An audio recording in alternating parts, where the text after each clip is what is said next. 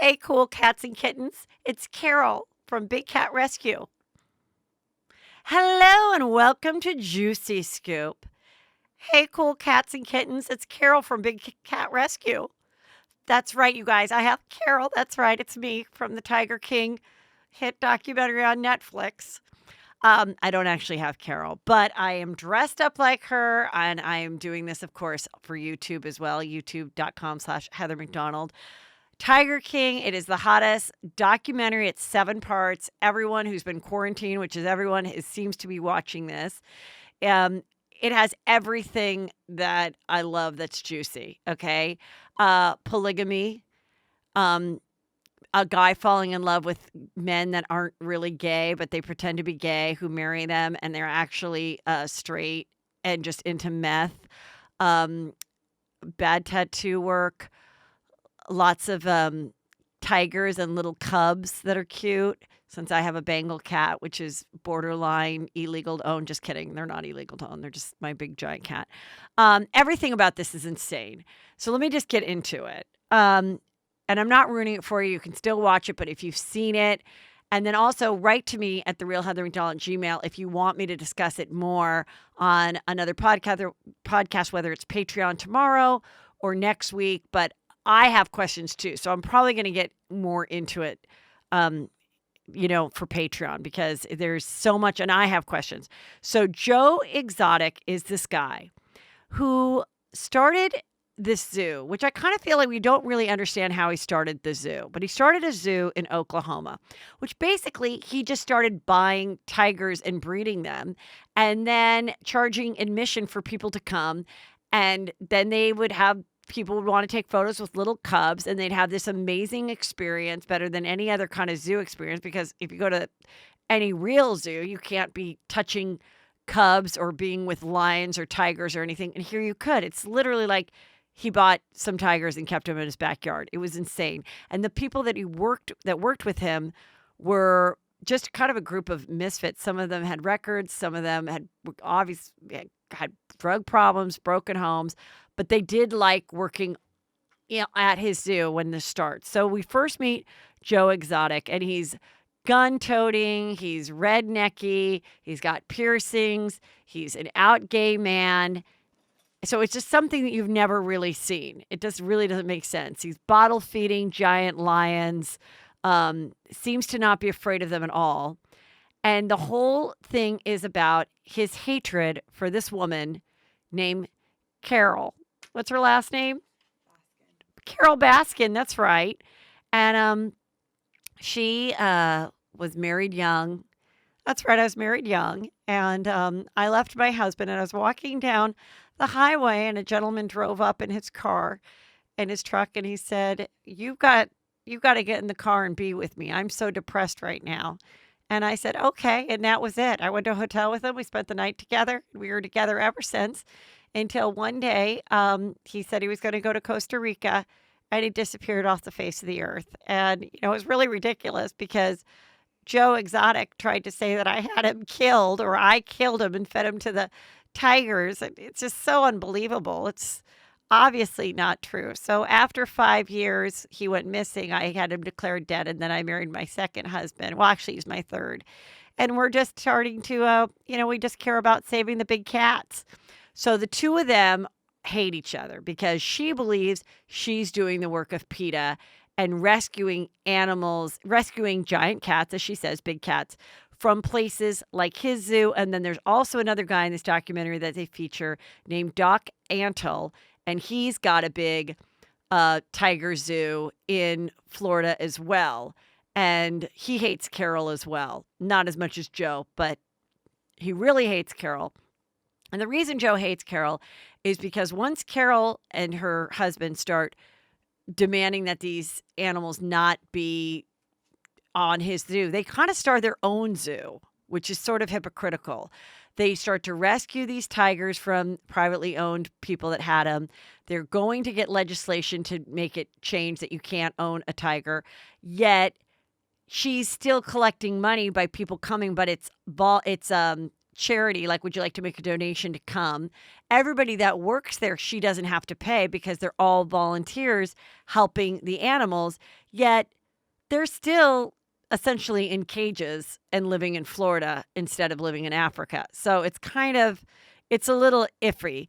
And she rides her bike around and she wears leopard clothes only, leopard prints. And she just loves cats. She just really does. So they hate each other throughout the whole documentary. Joe Exotic's first husband is this guy. Do you remember his name? The first one? John Finley. He has the worst teeth you've ever seen. He's got about 6 total in his mouth. The worst tattoos all over his body.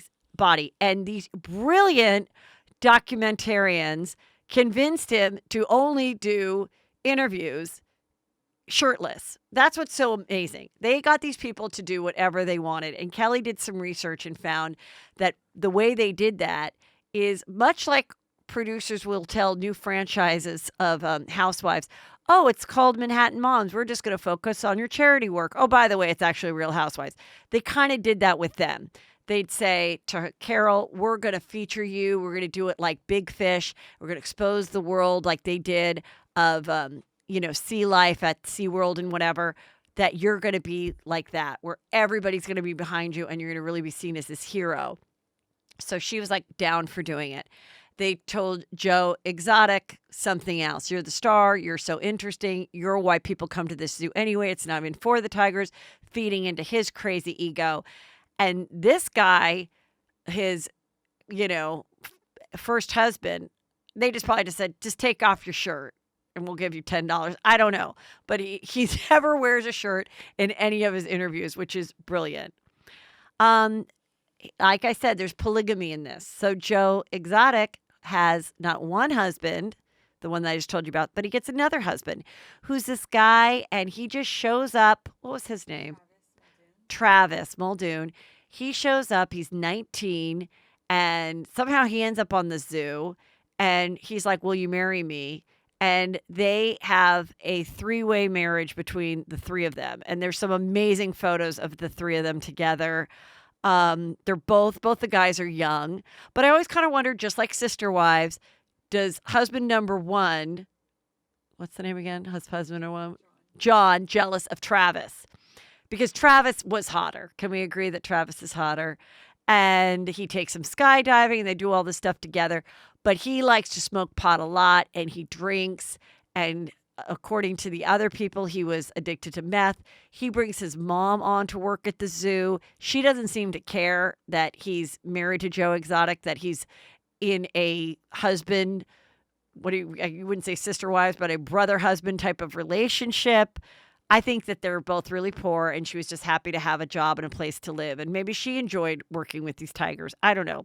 But one girl that worked with the tigers is this girl named Kesey Safari, and she's an animal keeper, Safari, at the GW Zoo, which is Joe Exotic's zoo.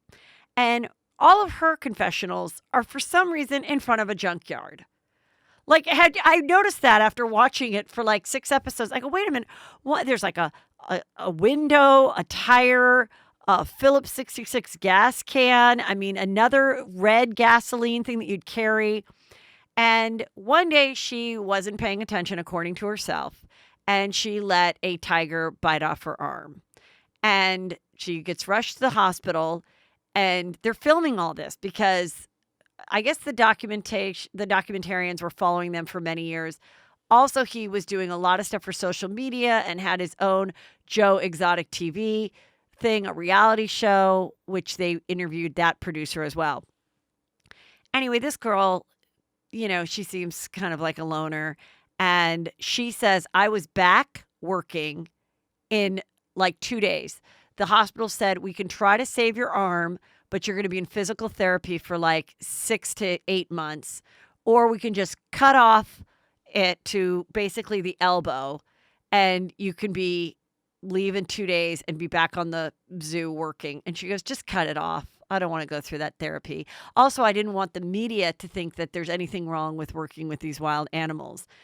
And right when that happened, Joe Exotic walks into the gift shop and he goes, I'm not going to lie. Somebody just got their arm bit off that works here. But anyway, we're going to keep the park open. I mean, unbelievable. So meanwhile, the nemesis, who is Carole, she hires a PR company or starts using PR companies to go after Joe, who would become really famous by doing lots of local shows, bringing a cub on local TV. And where can people get photos and meet all your wonderful animals, Joe? Oh, they can come to my zoo. It's this much to enter. I have a great restaurant there called, what was it called? Zooters. Instead of Hooters, it's called Zooters, and he serves pizza. And then, and he'd go to the mall and make appearances. And once Carole started to get involved, thinking that this was inhumane and that all these tigers should come to her big cat rescue in Florida, then certain companies and TV stations stopped having him on, which then started to hurt people coming to his business because they didn't really know about it, or it kind of had a bad stigma to it, like, hey, maybe this isn't okay that we're going to this guy's backyard essentially and playing with like wild animals with people that have one arm that have never been trained in working with animals. So his second husband, Travis, who likes to get high all the time and likes to play with guns, accidentally shoots himself and kills himself in front of this other guy who was pretty normal throughout, probably the most normal person throughout this entire documentary. And that guy, he came into the picture because Joe Exotic wanted to run for president, which he did. And then he didn't get that. So then he ran for governor of Oklahoma. And Joshua Dial was Joe's campaign manager. And he is just like a normal looking person, normal guy, seemed intelligent throughout the whole thing. There's cameras everywhere. And he's having a conversation with Travis. And he shoots himself. And you see this guy's face as he sees Travis shoot himself. I mean, it's unbelievable. So I guess I am kind of killing a lot of this juicy stuff in this. Still who cares? You should have watched it already. Okay. I don't want to ruin it all. I'm not going to tell you some of the secrets then. But I mean, there are just some amazing moments. And then, so this other guy comes into the picture and his name, Jeff Lowe. He's got pretty blue eyes, actually. Anyway, he's not terrible looking. He loves Affliction shirts and Affliction hats and everything Affliction. And he's got a young wife, Lauren, and they get involved and they become partners with Joe Exotic. Well, Joe Exotic just keeps getting more and more pissed off at Carole, that he feels Carole is ruining his business. Peter's ruining his business. I love these cats. But then they'd show footage of him where one of the cats kind of dragged him by his like pant leg and he was really nasty to him. And, the thing that people wanted to see were the little fresh cubs, because the little cubs you could play with, your kid could play with them, you could take photos. And that's really important to the story, because you're like, wait a minute, how do they always have cubs available every week to play with when they're only small for a short amount of time?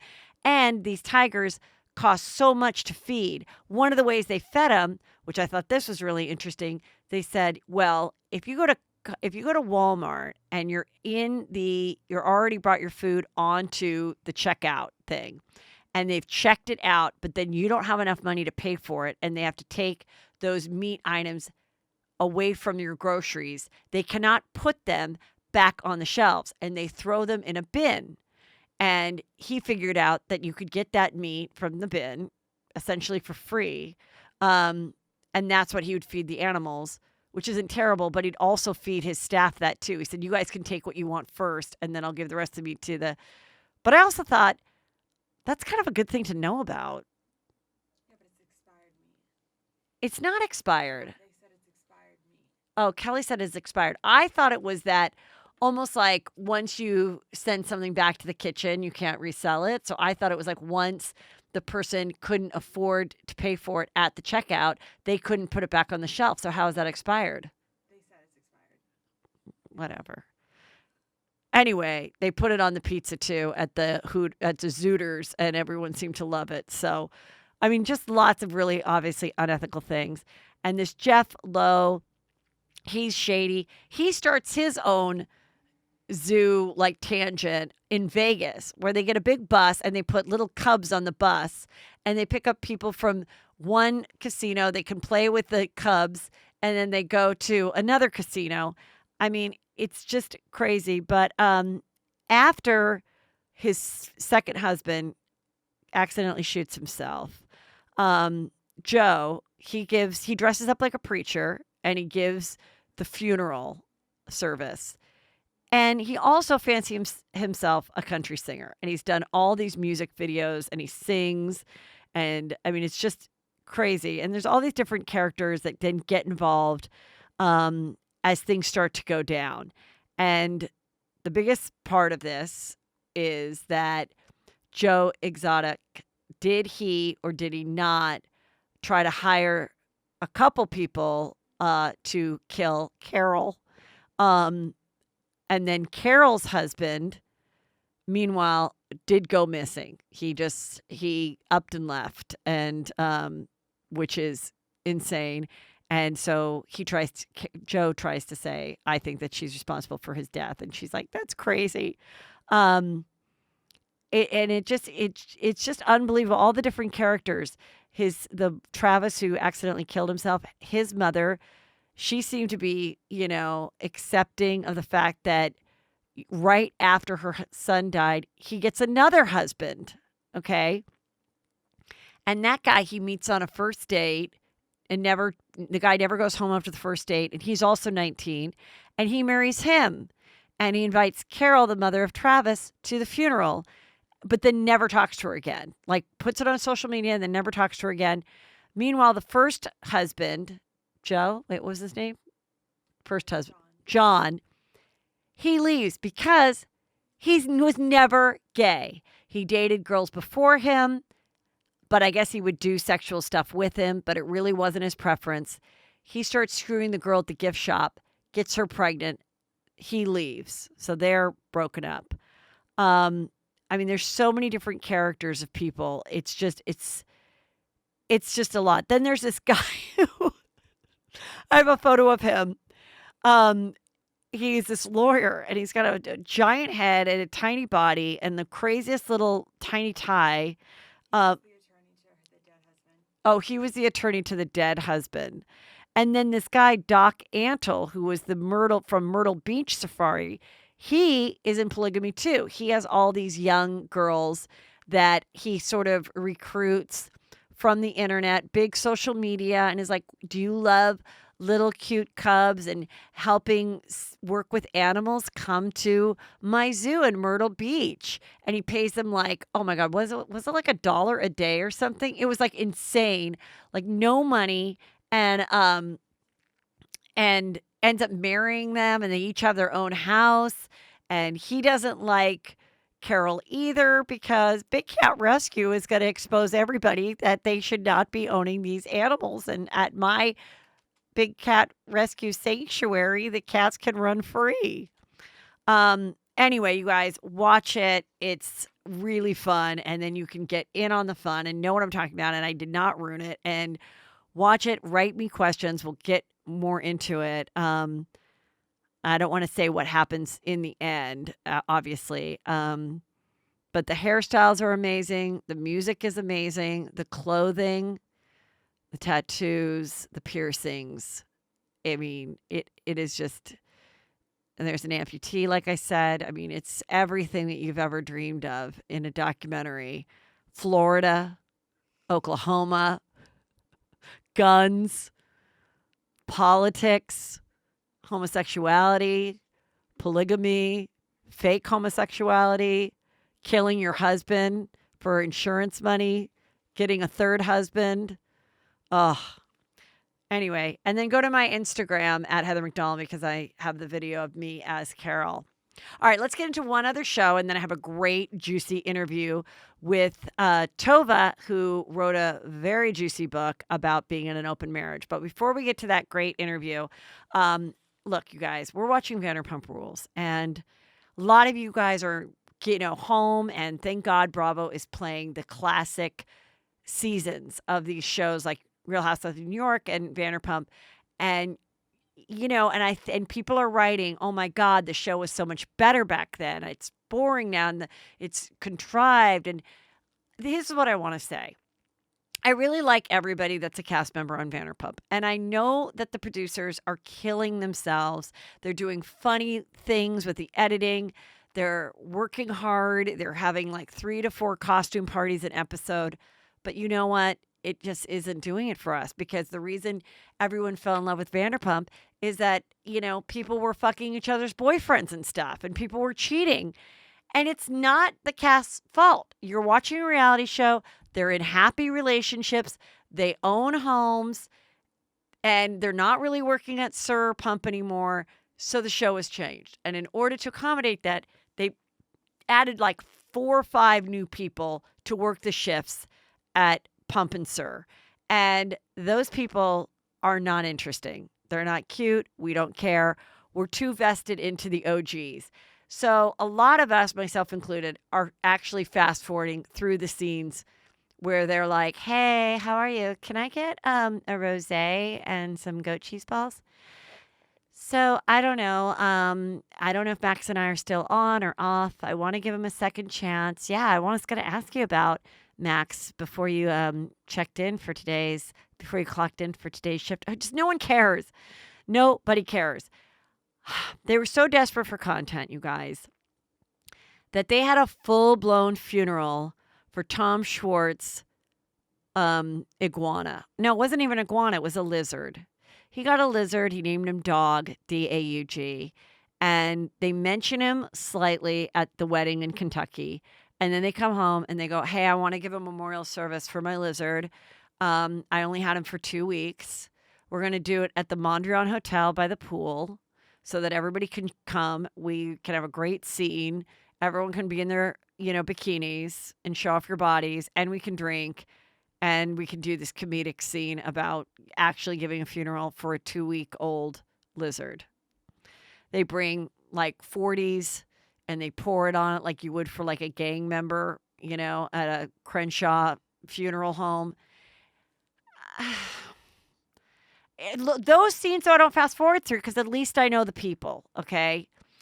Then they have another party. It's Tom Sandoval's birthday, and it's called Extra as Fuck Party, and just whatever you consider as being extra, you are. So people are just in weird outfits. Saucy is Marie Antoinette.